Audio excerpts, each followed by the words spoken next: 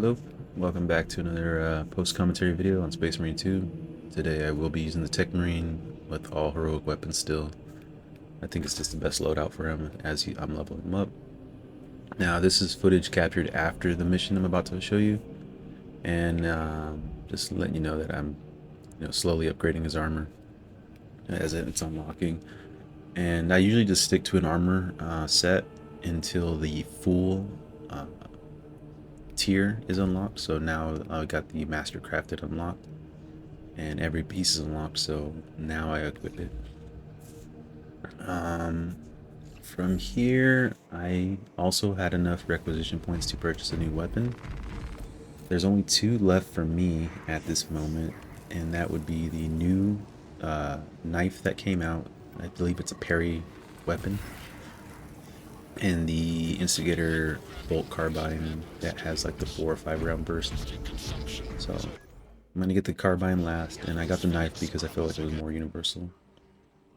Now skipping over here, I realized that there was that new mission that came out with this patch that came out, the Techmarine, and I have not tried it. So I wanted to jump in there. Now it's not part of the stratagem, so I had to pick it as a normal mission. And I didn't want to jump into lethal or absolute because I wanted to learn this mission. I've never experienced it at all, so I wouldn't want to be that type of teammate. And muscle memory kicked in here, and I skipped the opening acts of the video of the stage. So yeah, let's just get into this now. One thing I did notice is I think the developers were probably listening to player commentary, maybe on the forums or other places of inquiry, that we must have really liked the world that they built, and I think this was just a way for them to let us. Man, look at this. I could never get the timing down on these guys. I still have a lot to learn. It's been playing for a while, but I should really, dedicate a day to just these guys, because they're almost like a Dark Souls character, a Dark Souls boss. They have like a really big wind up, and this is such a quick reaction timing game where you're trying to get that parry. So I see the wind up, I have the fencing weapon, I go for the parry, and those enemies really punish you for that. They have really delayed attacks. So back to what I was saying though, that I think this stage was a little bit of a an answer to players in the forum saying, hey, these, I would have loved to go there, or I see that these buildings, and it would be cool to be in that fight, and you see a lot of this stuff going off in the background of our other stages. For instance, when you do I think it's Vox communication stage, and you're going up the elevator, you could see this huge fight breaking out between the Tyranids and the Thousand Suns. But it's something you have to watch from afar as you go on to complete the mission, where you do break the 3 seals to unlock the to send banish the warp demon thing at the end. So I think they probably got a lot of commentary about like how cool it would be to get down in that action or be a part of that action. And here you are, you're jumping down the rooftops, you're getting down to street level here and becoming part of that fight in the middle of the Tyranids and Thousand Suns. So I can't, it's all conjecture at this point, speculation, but I think that's probably what the developers were trying to give to the players. They probably saw feedback like that and said, why don't we create a stage that lets them do just that, let them get into that fight. And here we are, going through the buildings, going through the city, fighting Thousand Suns, fighting Tyranids, watching them fight each other. And instead of it being in the background, it's something that you can be a part of. Another thing, about this stage is Valtus makes another appearance, and you can see that they were trying, that they were trying to give you some of those hero moments from the campaign back. A very famous moment in the campaign is Valtis, throwing a statue at one of those Helldrake things. And here we are again. He's going to take down another Helldrake and show you how badass he is.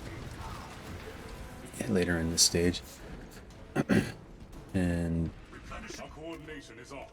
there's going to be some holdout moments, at the bridge. And yeah, if you're kind of looking into it, maybe reading between the lines, I think that was where the decision-making process led the developers to, recreating some of these moments from the story and letting you relive those.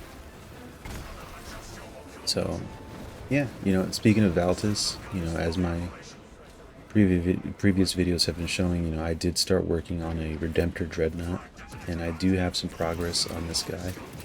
So where I last left off was I was kind of showing you the little hiccups that I had with how he was a little off balance and what I did to balance him out using some pieces of paper that I glued together.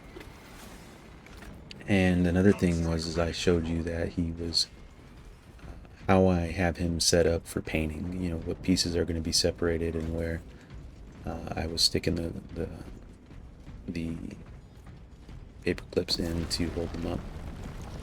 So I have some updates on that here right now, and as you can see, I primered him out and I let him dry inside my garage, and that's how I take these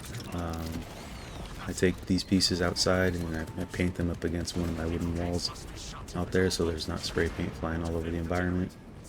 And then I bring them into my garage to dry because this stuff can kind of smell, and I don't want that right here in my office making all that giving me a headache. So another thing is I did airbrush him as well.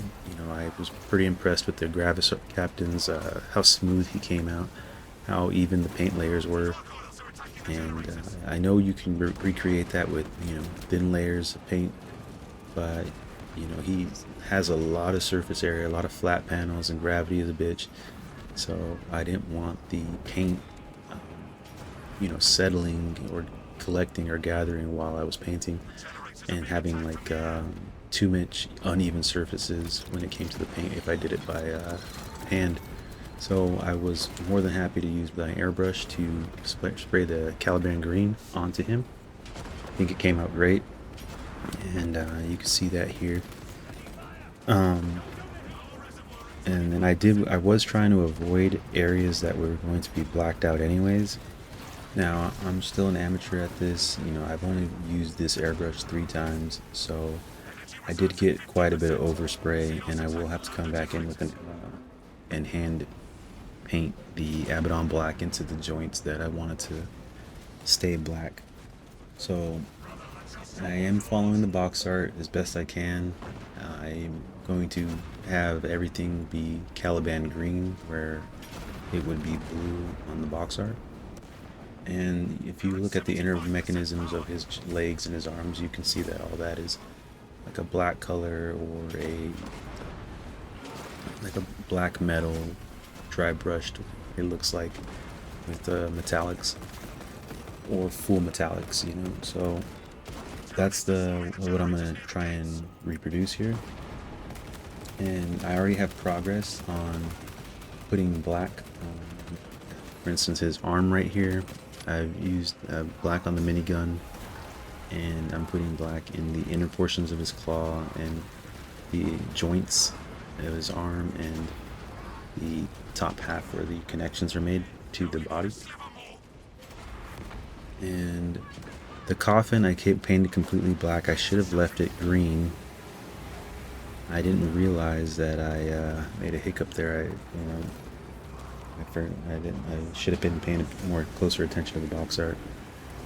So I will have to go back and paint that green, or I may use like some metallics to maybe make it look like it was like a metal coffin or something, and like a black metal coffin, and just stick to metallics here.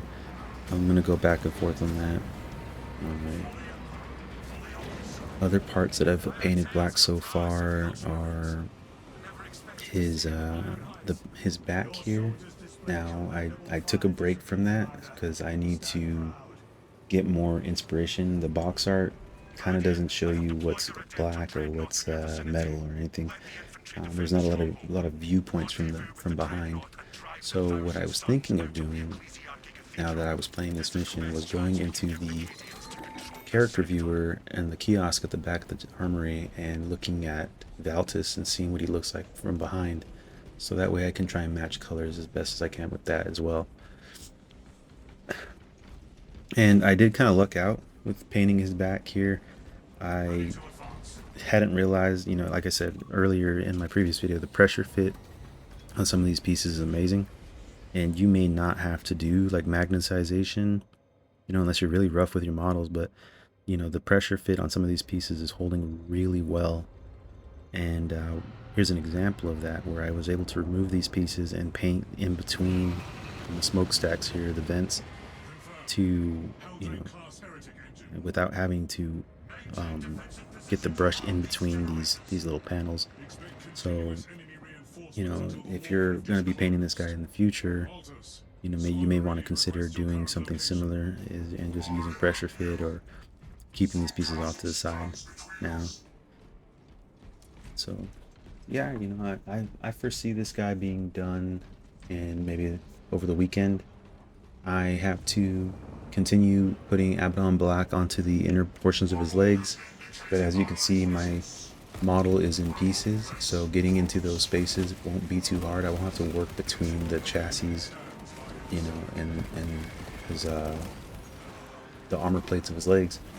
So yeah, after the Abaddon Black is applied where it needs to be, I will go ahead and put Nuln Oil wash all over him, so it will make his armor darker, even darker. And from there, I will do the edge highlighting. And he's a big model, but if you're really paying attention to him, he's got lots of surfaces, lots of corners. So I feel like edge highlighting this guy is going to be, a decently fast task.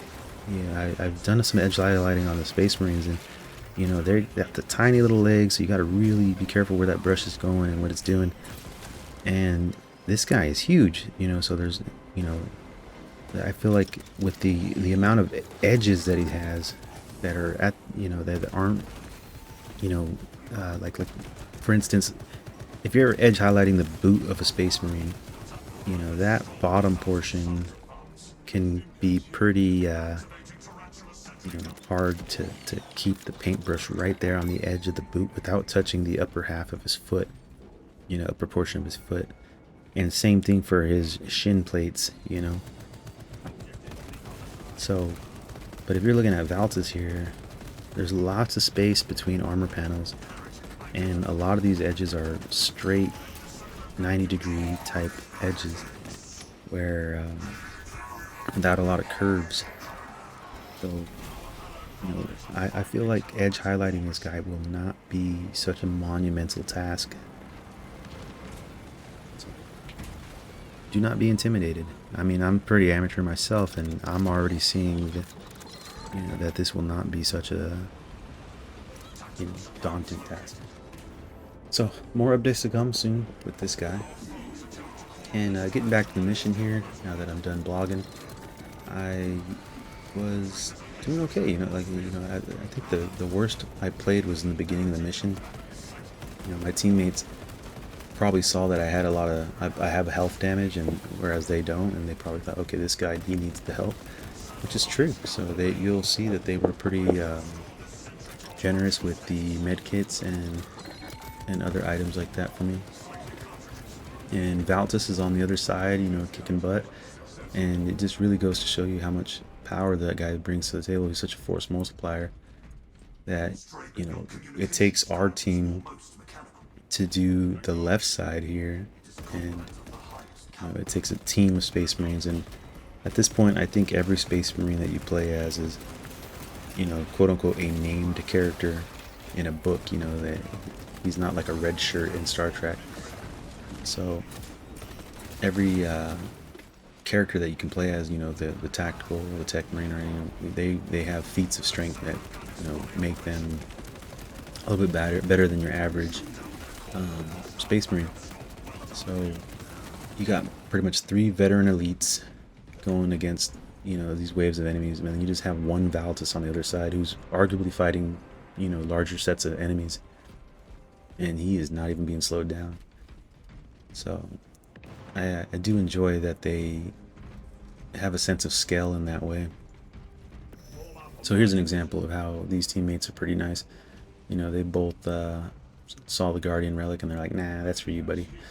And, you know, I was grateful to take it. This is my first time here. I didn't know if there was any like huge surprise, or if there was like a really hard boss like that warp beast thing in that the previous stage that they unleashed. The previous stage that they released to us.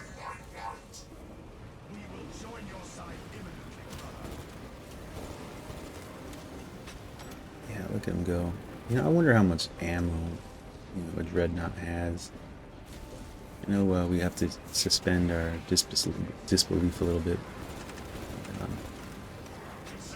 You know, in world, in universe, you know, I wonder how much ammo they can really put down before they have to have somebody come reload.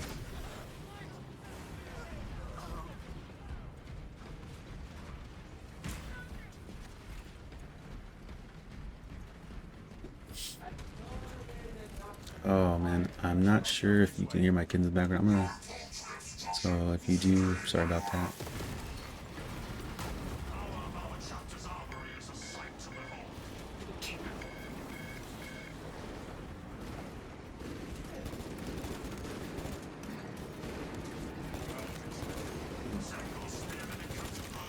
So here's the thing that I noticed about this new servo gun.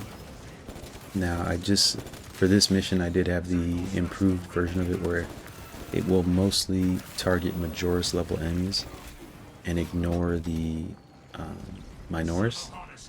And it is very powerful. I know I'm in Ruthless right now and not Lethal or Absolute, but I have noticed that the amount of damage it does to the Tyranids and the Chaos Space Marines is pretty substantial, that pretty much every time I activate it I just see them go immediately into execute range.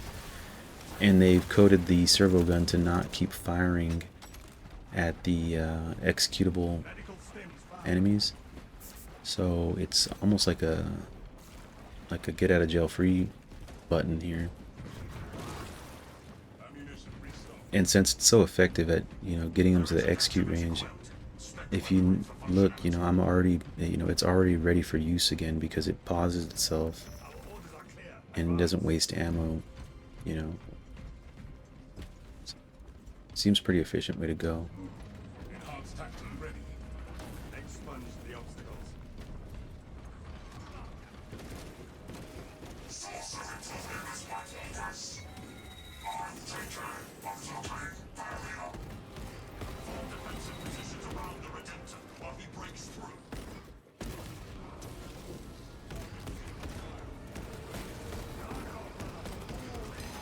You know, did I get hit by that and lose the last bits of my armor? I'm not sure. Now, I thought the heavy bolt rifle was a pretty stable weapon if you do individual shots.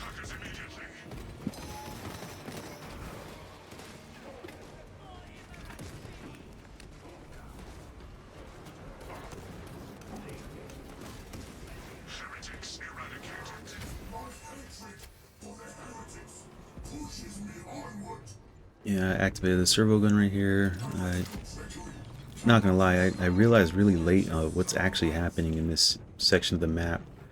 I noticed around this point is when I noticed that it's actually Valtus breaking down the gate. You might see me. Is it right around here? I do pan the camera down there because I'm like figuring out, okay, Valtus is doing it, but where is he doing it? And that's when I realized he's down there, busting that thing open for us.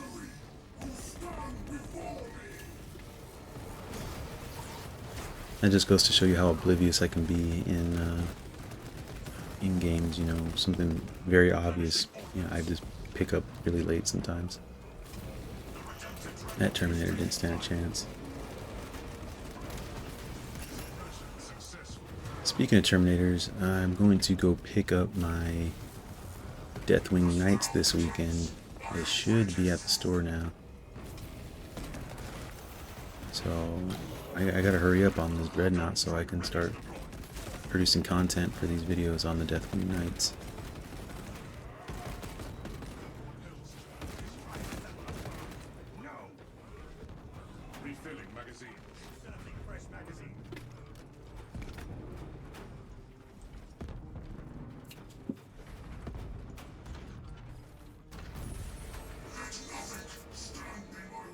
Alright, so if you haven't done this mission, spoiler alert, you know, we're coming up at the end here.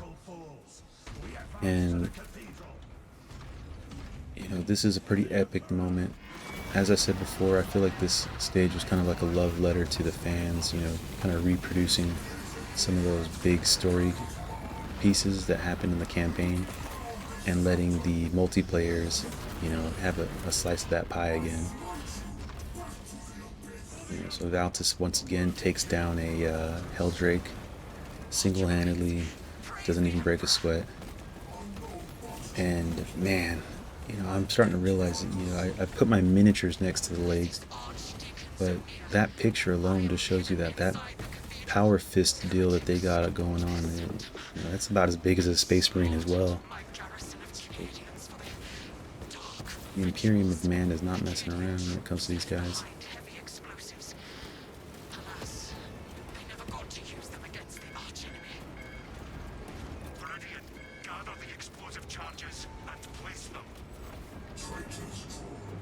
We're coming up at the end of the stage here. Now I'm assuming on lethal or with the right stratagem, this could be, you know, a pretty desperate time, the mission. As of right now, you know, it seems like it's just 1, 2, 3 with these mines. I can see that in, you know, lethal or like I said with the right stratagem, you can easily be overwhelmed with the amount of enemies that are just constantly coming out of that portal. And even with the fact that it's just ruthless, you know, I'm getting beat up here. I was kind of too focused on the way up to that interactable, and I should have investigated that tunnel to the left more, but since it was going down, I figured out, okay, that's the wrong way. So I started running to the right, and that's when I saw the interactable on the bottom there, so that's where I made a beeline to.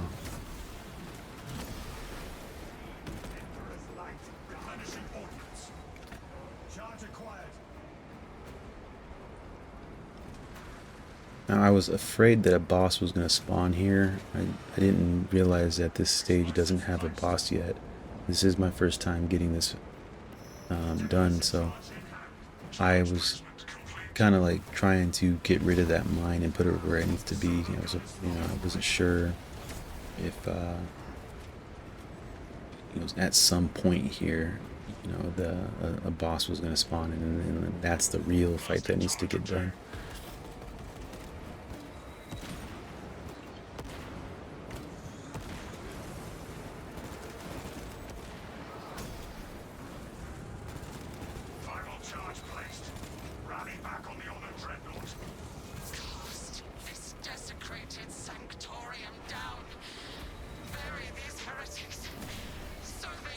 So yeah, you're coming up on the end here. That was a Terminator that just walked through me. I don't know why I parried. There was nothing to parry. Maybe I thought I was going to parry the grenade for some reason.